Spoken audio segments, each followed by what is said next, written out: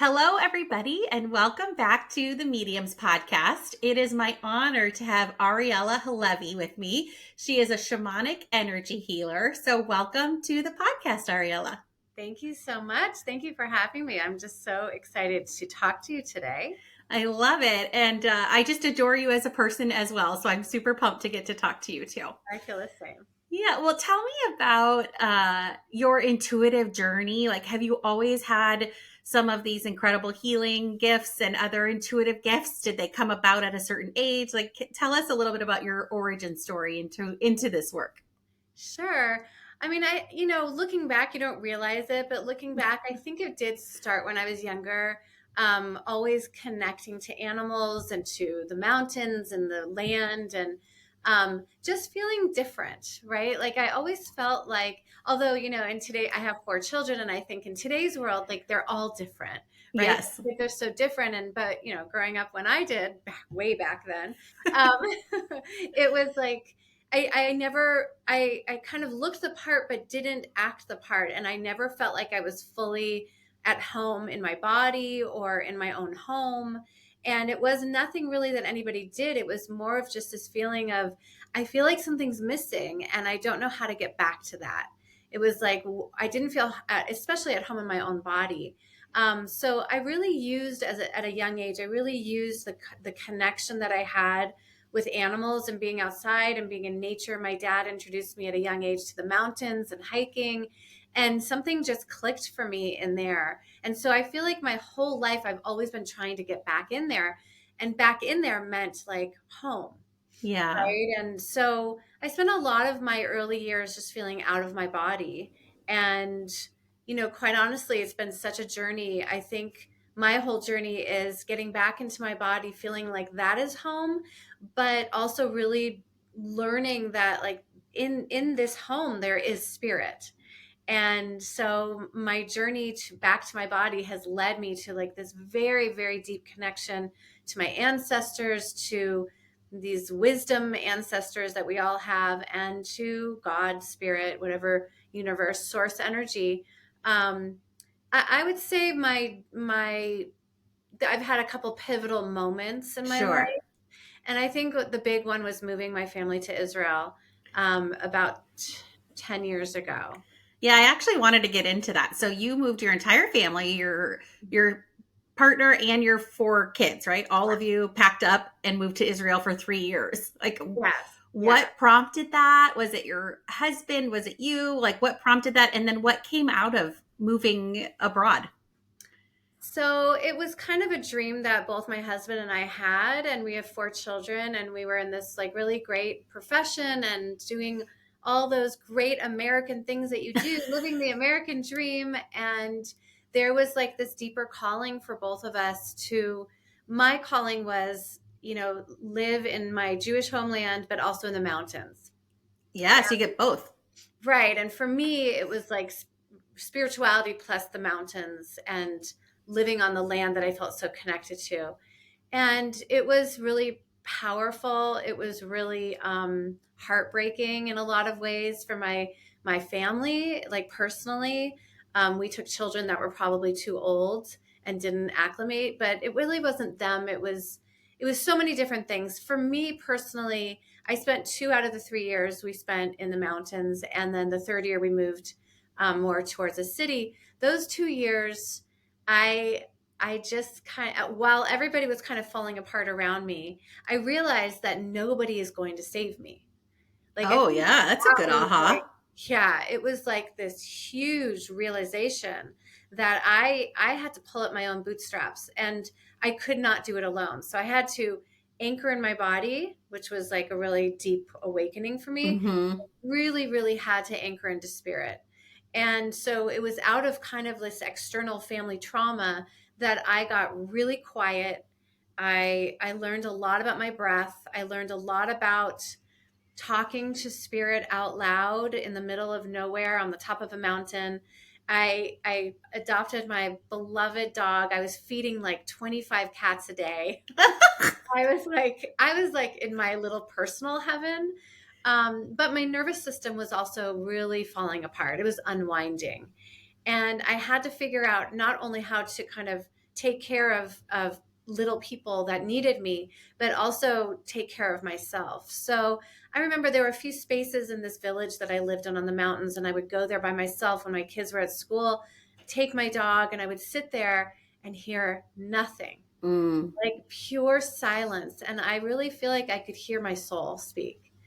Oh, And that's beautiful. yeah, it was, a lot of people talk about this awakening like they heard the voice of spirit and they all of a sudden saw these flashes and they had these messages. And I think everybody has the ability to talk to spirit and talk to their guides and angels, but we don't get quiet enough. And Yes, it's so true.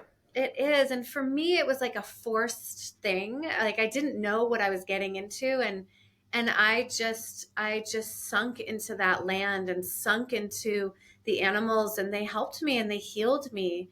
And from there on out, it was a process. I've had a lot of other, my mother died about like right when I was moving back to Colorado, my mother died. So I like decided to move Mm. back, and she literally passed away 2 months later. And that really was awful and also beautiful because I had myself, right? Like, Yeah. so I think the process of awakening is not leaving the body, right? Like the process of awakening is body, heart, soul, spirit, and to walk around this crazy 3D world and feel like you're in 5D consciousness. Yeah, that's so true. I love saying that. I when I work with clients, I often will hear they're like talking about the crazy chatter in their head and the monkey mind and all the things. And they'll say things like, "Why is this happening to me?" Kind of in this like victim tone. And I love to say back to them, not when I'm channeling, but when I'm just talking with them, Yeah. like, "Why is this happening? Why is Right, this happening?" Yeah, right. that's a great question to ask yourself and to go within to Exactly. find that wisdom. And I think especially in you and I both live in the United States. We have listeners from all over the world, but especially here in this very consumerism, very like driven, work heavy culture, we can get so distracted and Yeah, so busy that we forget to like quiet that noisy chatter absolutely. in our head and get silent and still. So I love that you said that. Yeah, and I think, I think it's about like really being present. Like, why is this happening to me? And I said that to myself many, many times, living with kids that were really struggling and then coming back to the States and having my mom pass away and some other things like that. I had like a year. Yeah, no And kidding. You're like, yeah, okay, it's thanks like, for the deep lessons. okay. But what I learned is that we do rush around and we're scared of the chatter in our voice in our head. We're scared of that voice that scares us. And for me, at least, and the way that I teach others is that that voice just wants attention. It just wants love. It just wants someone to say, "What's wrong? How can I help you?" And it's not here to scare us, it's here to protect us. And so there's so many facets of intuitive work, Yeah. right? And we are all so naturally intuitive. But a lot of people say, well, I'm just in my head. Like, I don't even know what this is down here. And I can work with anybody, whether you're in your head or in your body or out of both of those altogether. The key is to work with where you are and to work in your way to get more quiet. If you are not a meditator and you're not going to meditate, great. Let's figure out, like, when you're driving carpool or when you're on the way to the grocery store, let's figure out real world ways to get you more quiet so you can listen first and foremost to your body and the spirit within. Yeah, Then the that's messages come, amazing. and then it's just gateways that we enter through. But first and foremost, let's figure out that voice in your head to stop scaring you. That's kind of Yeah, exactly. I yeah. happen to have spent a ton of time in corporate America. And so I'm surrounded by so many people that use their work as their distraction. I'm Yeah. so busy. I'm working so hard. I don't have time for myself. I don't. And I think it's the same, right? It's that fear of if I get real quiet, what will happen?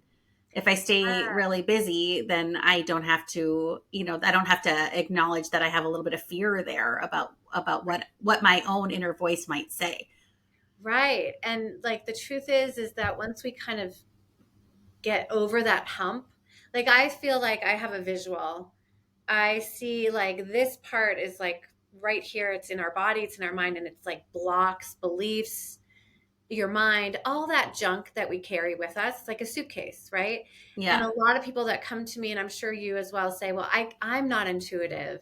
I Yes. can't get those messages. I don't feel close to spirit because we have this big trunk that's like sitting on our chest.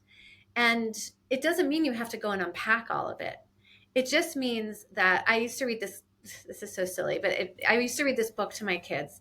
And it's about this little boy that brought home a dinosaur. And the mom's like, there's no such thing as dinosaurs. And so the dinosaur got bigger and bigger and bigger every time the mom wouldn't acknowledge that there was a dinosaur in her house. And finally, the thing like took over their house. And finally, she was like, fine, dinosaurs do exist. And the dinosaur went back like this. And I think of that as our stuff. When we don't want to acknowledge that there are some blocks and beliefs in there that is not who you are, but has been your story, then we think we're not intuitive. We don't have that gift. We can't do that. And the truth is that everybody has that suitcase or that dinosaur, right? Yeah. Everybody has that stuff. That's ancestral. That's where that comes from. But if you are willing to be kind to it, then it softens, and then the next gateway opens, or the next there's new energy, and then you hear the voice of your own soul, spirit, the whisper of your soul, I call it. Well, I have literally full body goosebumps right now. So you are speaking the wisdom, my friend. Yeah. um, so tell me a little bit about that. And for people that are like, what do you mean by ancestors and our patterns? And we carry some of our burdens from our previous loved ones. Like, how do you make sense of all of that? Or how do you help people unpack that, if you will? So I like to talk in like stories. So I Love when that. I or like or vision. I'm very visual. So I like visuals. So think about when you go through your day and you're just wound up, right? And you're like, I'm not good enough and I'm rushing and I've got to be here and I can never do anything right, or I'm too fat, or I'm too big, or I'm too ugly, or all that stuff, right? Yeah. That comes from somewhere. And then think about maybe in your body, I have thyroid issues, right? My mom had thyroid issues. I'm sorry, my grandmother had thyroid issues. Like we have a long line of women in our family that had thyroid issues. So think about that energy of things that have been passed down, whether it's beliefs about yourself, whether it's issues, or like I always say, your issues are in your tissues, right? Like Oh, that's they're good. in there, right? They come from somewhere. And so what I like to do energetically is I invite us to look down the line of like where you came from. Even if you're adopted, you can still do this. And instead of picking apart our ancestors, right? I think it's really easy to go to therapy and just destroy our parents. I've Totally. done it, right? Like we've all And done they it, destroy their parents and so right? on goes the story. Yeah. And one thing that I've done that is different in my ancestry is really work through some of that and honor where I've come from, and teach my children as well how to honor and bless where I came from.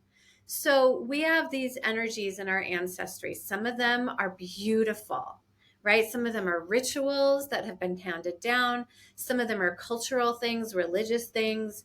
My mom baked this certain dish, and now I bake this certain dish, right? Those are beautiful things that we don't want to just throw away. So ancestral healing is releasing energetically and emotionally and spiritually the blocks and beliefs that you grew up with that Yeah. don't work for you any longer.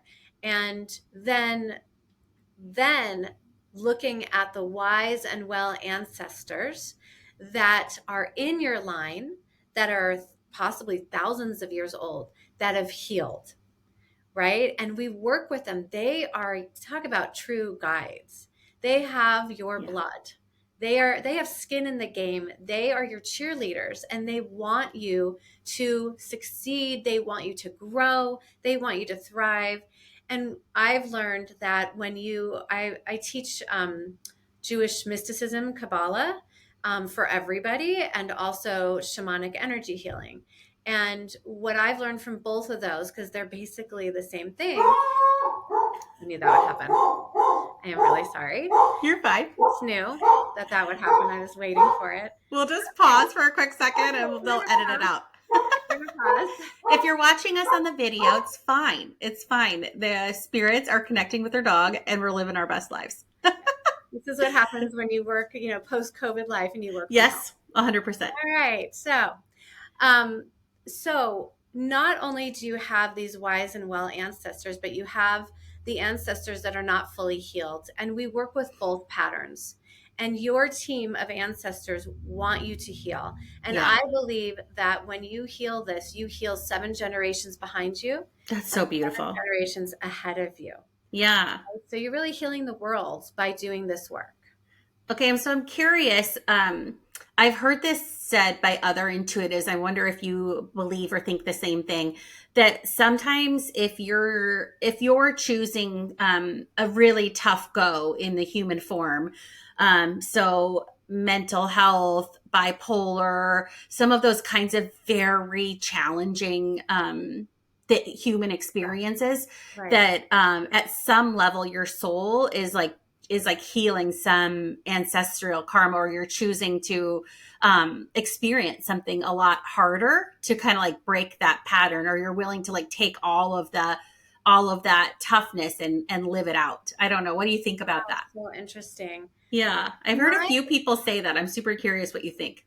My feeling is that when I work with people, and myself included, if you look at a family unit, there's usually 1, maybe 2 people. I mean, there's a lot of them, but let's say like mom, dad, kids, let's say if a typical, whatever family unit, or, okay, I won't, the whole. Yeah, you're fine. Okay. You know what I mean? Yes. So kids and parents. Typically there's somebody in there that is empathic, right? You can call it the black sheep, right? Maybe you call this child like, oh my gosh, what's wrong with this child? He's such a black sheep. Typically those souls that feel harder, that have chosen a difficult path, they are usually empathic. They are usually very, very sensitive.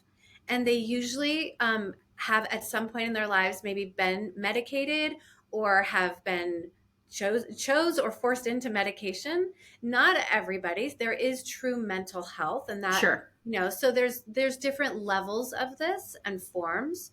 But I find that typically in a family unit, you always have like, that's the black sheep, right? Yeah, I do. People, I was I was that person, right? And usually they have anxiety, and sometimes they have mental health issues, like deeper mental health issues. What I have seen when I've worked with people is that sometimes it's not that. I don't like to say, oh, my soul just chose like a really tough path. Like, that's just awful. Like, I chose such a bad path. Everybody has, like, what I want to say is everybody has like a crystal gem inside of them. Yeah, I agree. Everybody has a light inside of them. And sometimes it's harder to unravel things to get to that light and really, really see how special and beautiful you are. But I think that more and more our world is changing so that we can really honor our sensitivities and honor our empathic abilities. And a lot of the kids that have come in, like I look at my children, and they have parents that honor, we honor their sensitivities. And there's been a couple times where there's been really rocky roads. But I think that the more we honor our empathic abilities and our sensitivities, we have a better chance of saying, I chose a path that is healing. I chose a path that I am whole on, but that it is that I am, and also where I came from might have been really challenging. And I am possibly taking one for the team and healing a boatload of stuff from the past. Yes, exactly. But you don't have to do it alone. And that's what I think people get caught up in, is that it's like, oh my God, I'm all alone in this world. Number one, you have your body, which most people think have betrayed them. And like, to get back into your body and use your breath and somatic work is really healing. And number two, you have this energy, whether you call it God, spirit, source, you have protection and guidance right here at your footsteps, right here in your hands. And I call prayer like the greatest spiritual technology there is. Yeah, And I I do think too. it is a free tool that all of us can use. It's so amazing. So I hope I answered your question. Yeah, you did. It actually made me think about I guarantee you there is somebody listening at this exact moment and they feel like you just spoke to them. Like, that's me. I'm the black sheep. I'm the one that's carrying these burdens. I'm the one feeling this heavy. And I think you kind of touched on it in your response after that. But what would you say if you could speak to that person? Like, to if they're feeling a stirring inside of them and feeling like maybe I was meant to hear this right now, Yeah. what would you say to them? Well, I would say again, the hardest, most challenging thing is to think that you're alone in this world. And I see life as a circle. And when you can call it a medicine wheel, you can call it, there's so many different ways that I see it, but life is a circle. And when we touch, I think of the chakras, right? When we touch down into our roots, which is like the root chakra, our first three chakras are the chakras of life, the traumas, the past life stuff, the ancestral. When we dig in the dirt and we're willing to really look at the things that hurt us and the past that have hurt us, then we can move beyond that, right? You're never alone, but your story makes you think that you're alone. Your head tells you that you're alone, and Mm-hmm. that teaches your body that you are alone. But if you are willing to dig in the dirt and really see your story, your beliefs, your trauma, your wounds, if you see them as a part of your story, but not your true self, Yeah. then you can move like up the chakras or down or around the wheel.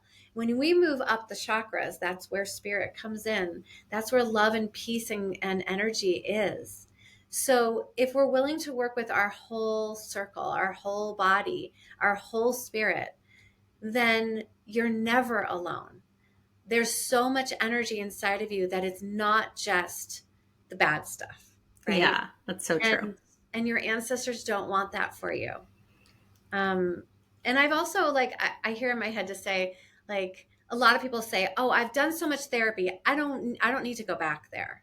Right? Like, "Oh, I've done that Yes. work. Yeah, Like I've had lots of clients say that I'm not going back to my past. I've healed that and I'm on it. I'm good." And that's a good sign that you probably haven't, you Right? know? But you probably have not. Yeah. Um, I like to, and I know you're in the energy field. So my feeling is energy. I just had a client yesterday that said she felt like she healed lifetimes in like 5 sessions. Right. And that's the beauty about energy medicine and guidance from the quantum field is that healing is miraculous and it happens so much faster. So if we dig into your roots, we're not going there to stay there. Yeah, that's right. We're going there to heal.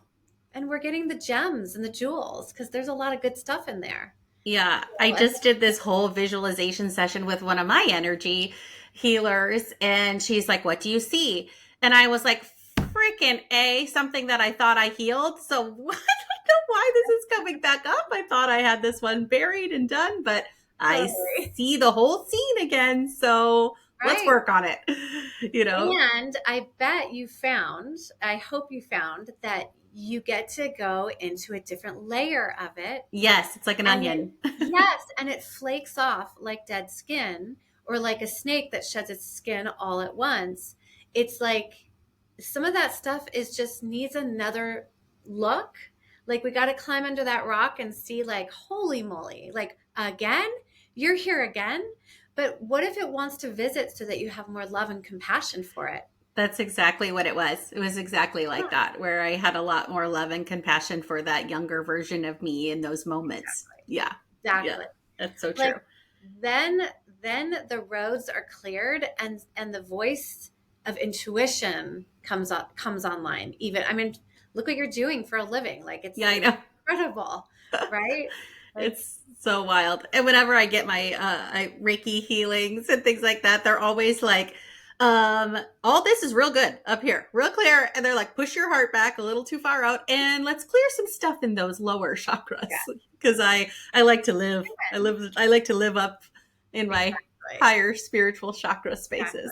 Exactly. But you need them all and you need them balanced for us No, you do. to, have our souls have this human experience, Yeah, it reminds me like a little personal story. Um, I'm, I don't really care if I say how old I am. I'm almost 52 and I'm going through menopause. And, menopause or any other life stage can be seen as like, birthing can be seen as like something beautiful, but also hard on your body, right? Menopause can be seen as like something awful to get through. Like, and what I've done is like literally been on my knees of climbing back in my body and really listening to the wisdom of our body, because your cells vibrate at a Yes. frequency, right? Like your nervous system wants to heal. It wants to vibrate at a frequency that maybe you're not used to. And it doesn't matter what age you are. We all have the opportunity to do a deep dive back into our bodies, because spirit lives there too. And Yeah. I And think, I always say like your body doesn't lie either, like, I yeah, mean, to each their own, but I think like, listen to your body, like, because your mind will try to make sense of things, but what is your body telling you? Like, to exactly. me, that's like a very simple, easy, digestible tip that anybody can do. It's like, when you are around a certain person and you have like a walking on eggshells pit in your stomach, Oh, that it's your guidance, it's your exactly. inner system helping you, trying to help either protect you or understand something that is below the surface, if you will. Exactly. Or And it's not jobs or spirit. situations or Right. partners, or I mean, all of it. It's like, if you're feeling so out of sorts about it, then pay attention to it. Totally. I mean, I can talk I can breathe and talk myself down from a hot flash. Oh, that's Like, good. I can literally, and I also ask why it's coming up, and it will tell me why it's coming up. And 9 out of 10 times, I'm uncomfortable about something. Oh, interesting. And it's literally like my GPS at this point. If only you could have been on the airplane with Michelle Obama, because in her book, she talks about how she grabs Barack's arm and she's like, we cannot get off the plane right now. And he's like, what's going on? She's like, I am having a hot flash. I need you to fan me. I'm not going to make it. And she was like, there is no way I was going to walk off of Air Force One, like pitting out, sweating, all the things. So she must have been like, I don't want to go where that airplane was Right. going. Right. That's so funny. I mean, Yeah. but it is amazing. Like, if we want to vibrate at a certain level, and we all want this like 5D consciousness, which is really, you and I are talking around the eclipse time, and it's been really intense. And my feeling is, if you want to really vibrate at a higher level, then you have to include your body. Your body is truly Yes. infinite and beautiful and vibrational. The vibrational frequency of your body can match spirit vibration. That's And what I try to explain to people. It's like we're tuning our radio stations to each other. exactly.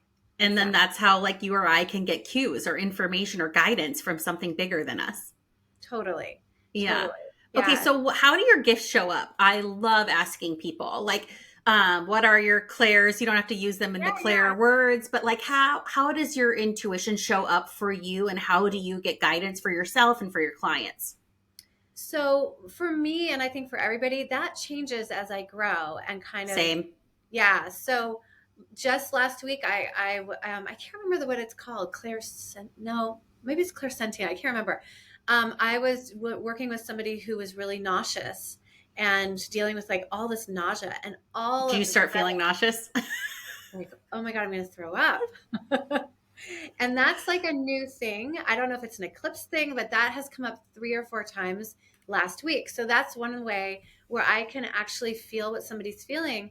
And then I know when I'm doing my energy healing that I can specifically work on that part of the body and clear it and ask her, and also ask her how she's feeling. And also, the nausea went away when I was specifically working on that particular thing. So that's one way, that's a new way. And Yeah, mine is like that. Like, last night I was doing a reading for somebody, And she was asking about her brother who was living, and they put all this pain in my forehead. And I was like, Um, does he have headaches? Is he? They're like, yes, terrible. And uh, it's like, okay, I got it. I don't need to feel a migraine. Like, I got it. Let it right. go. Like that's the other thing. It's like, thanks. I'm Yeah. good. Okay, so you have clairsentience where you can Yeah. feel stuff. Okay, what else do you have? When I get quiet, when I do energy healing, the first thing I do with people is get really quiet, and then I come back and we do more. But I when I get that quiet, I can see pictures, so I'm very visual. I don't hear things like clairaudient, like somebody else's voice. Yeah, But I don't either. yeah, but I will hear answers. Same. Um, yeah, so I can hear that. So it really, honestly, it's so funny. It depends on the client. I had a woman, a very a close client who's also a friend, and her dog was passing away, and I could hear him kind of speak the words through me, and then I could give her messages. So very visual though. I've always been, I would say from like a young age, I've been very visual. That has not changed. But I also truly believe, and I've experienced that as we grow in this work, we also get different guides.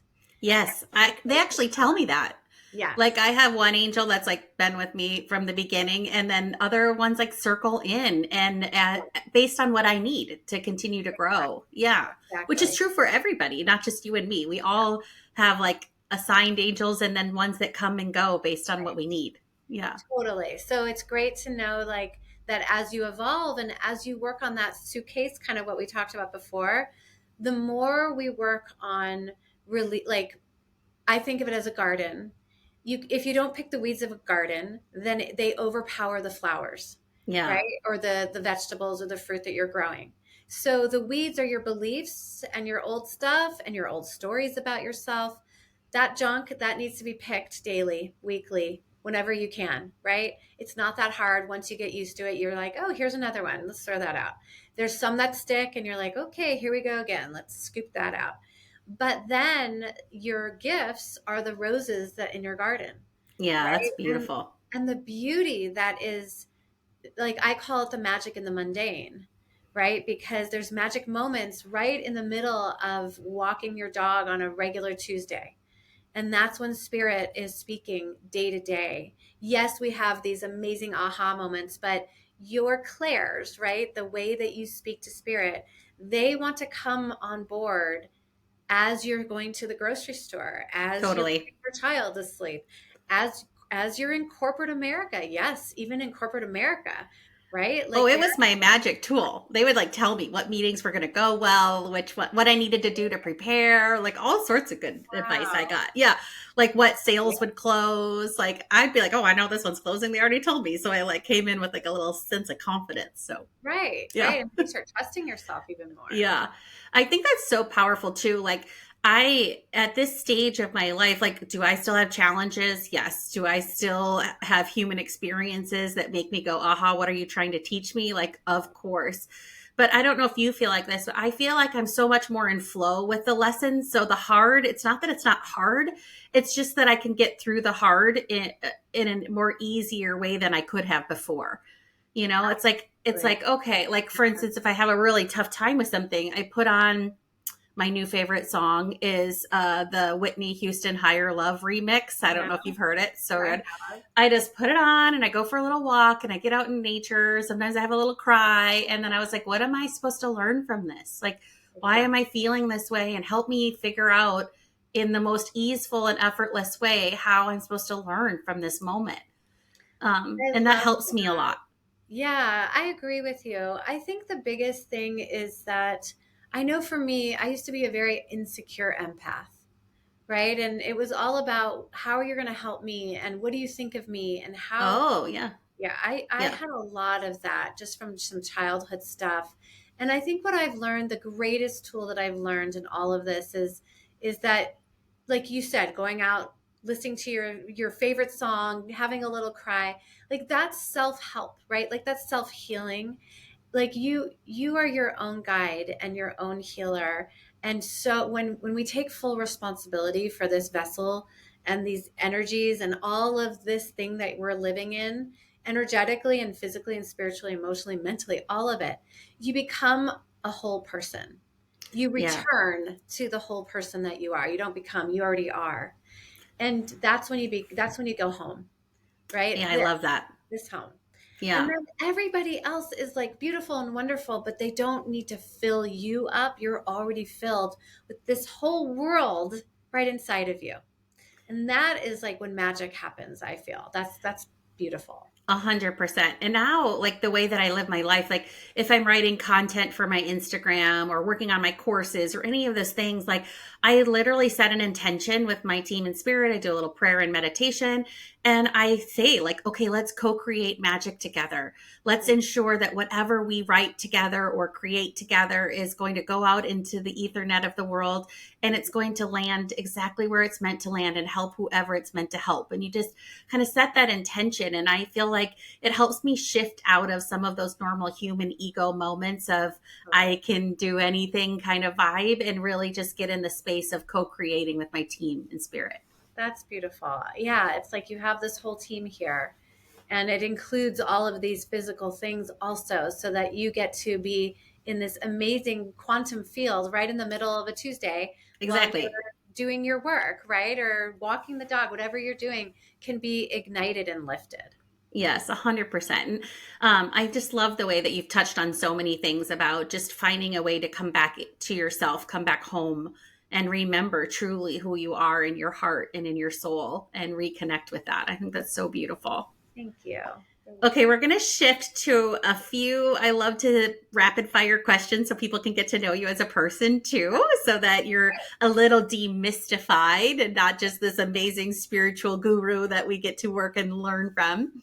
So I'm going to ask you some questions, just regular human questions. Got it? Got it. Okay, what is your favorite food? Oh, my children would laugh. My favorite food is I make my own banana cacao almond bread, and Oh, that it's sounds so lovely. yummy. And I also love going to like healthy organic cafes and having big salads, like really colorful fruit and veggies and everything on top of it. And but when I'm camping, I mean, and other times, but when I am camping, I love hot dogs and I love hamburgers. So I'm very eclectic, and I like all. I mean, as long as they're grass fed, because I love healthy food. But I love like to play around with food. I love it. I love that. Okay, if you could hop on a plane and go anywhere, or if you could plan your next dream trip, where would you travel to? So I wouldn't go on a plane. Oh, I would go up to the mountains of Colorado to one of my favorite places, and I would sit by a river and I would sing and I would dance and I would talk to the animals. And that is, I get made fun of as well by my family no, it's because beautiful. like we flew to Florida and we've lived in Israel and we've lived all over, and literally take me up to the mountains, plop me down next to a river, and I am so beyond happy. And that is, I don't need much. I love that. I feel very fortunate. My in laws have a house up in the mountains of Colorado. So we get to have the joy of having a place to go, and their backyard is a mountain, and it's so beautiful. Like there's Yeah, a little creek and river that's, maybe amazing. a quarter of a mile from on the trail from their house. And it Oh, is magical there. My husband and I got married up in the mountains of oh, Colorado. amazing. Where in Yeah. Colorado?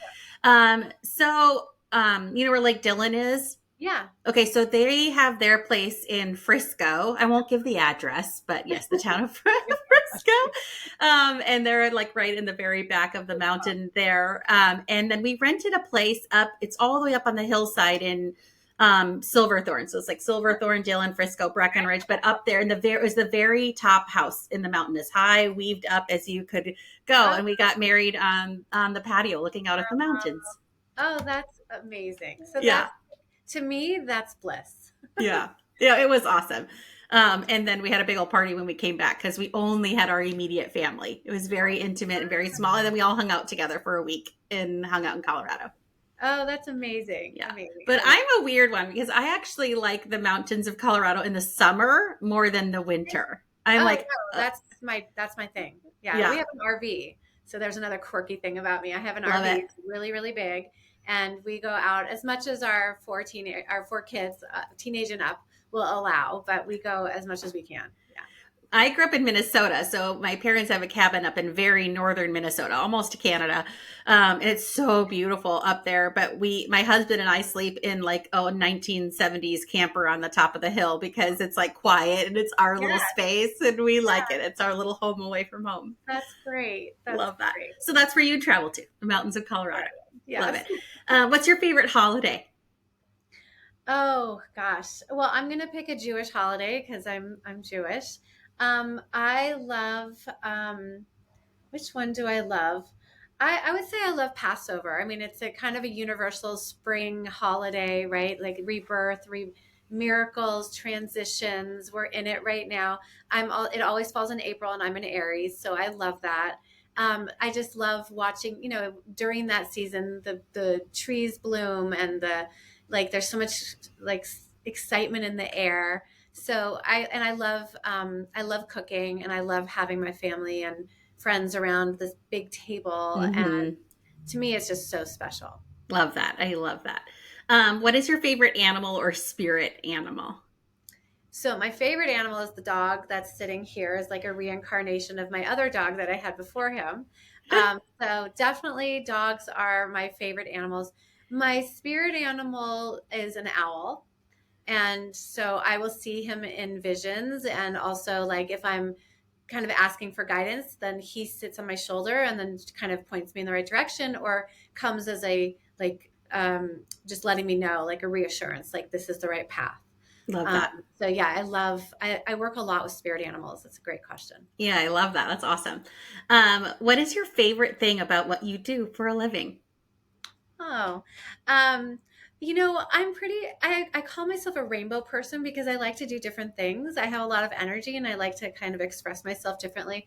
I love seeing aha moments when I'm working with private clients in healing sessions one on one, because we're allowed to get really deep and personal. And when the lights turn on, where like they really see that they're just expansive and amazing. I love that. But I have to say, like, leading retreats and doing groups, there's an energy in groups, and it's palpable, and they learn off each other, and spirit bounces off of everybody. And that's also really fun too. So I have two favorite things, I guess. I love that. And so you, just so people know, which I have gotten to experience your gifts, which is just beautiful, but you have a monthly circle that you do. Is it the first Monday of every Yeah. month? Is that right? Yeah. Which I think is so beautiful. The way that you teach and show up and serve and channel messages and help people in that. You do in-person things if they happen to be in the Colorado area, women's circles. And then if people want to, they can also work one-on-one with you. Does Yeah. that get the bow of the things that you offer out into the world? Yeah, and I think just to add, my monthly circle is kind of expanding, and the way I'm doing it is expanding. So you get intuitive guidance and definitely some shamanic work, which is journeys like inside of your being and your soul, taking kind of journeys like with energy healing and just kind of opening to your own answers. In addition, during the month when we're not together, I have a new. You'll receive tools and rituals, and you'll be able to chat with each other in this great app that I have now. So we're gonna kind of all join in that, and you get a monthly song which is infused with energy medicine, and then a description of kind of what I saw, what I'm feeling for the month. So I want you to just feel like you're supported all month long, even though we only meet that one time. Oh, that's so beautiful. I Yeah. love that. Okay, my last question. What brings you profound joy? Um, Two things. I love connecting. I'm not really good at like superficial stuff. Like, don't invite me to a cocktail party.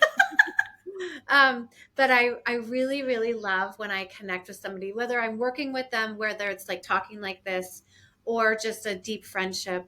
I love connecting with women. That is probably my favorite thing that brings me joy, is having a circle of women around. I have this vision of being in a teepee in the mountains and serving cacao and just like really really being in deep conversation and spiritual energy with other women brings me profound joy. But also spending alone time, I need more and more of that. And Mm. just having conversations with my own team and guidance and really moving through energy and learning new things.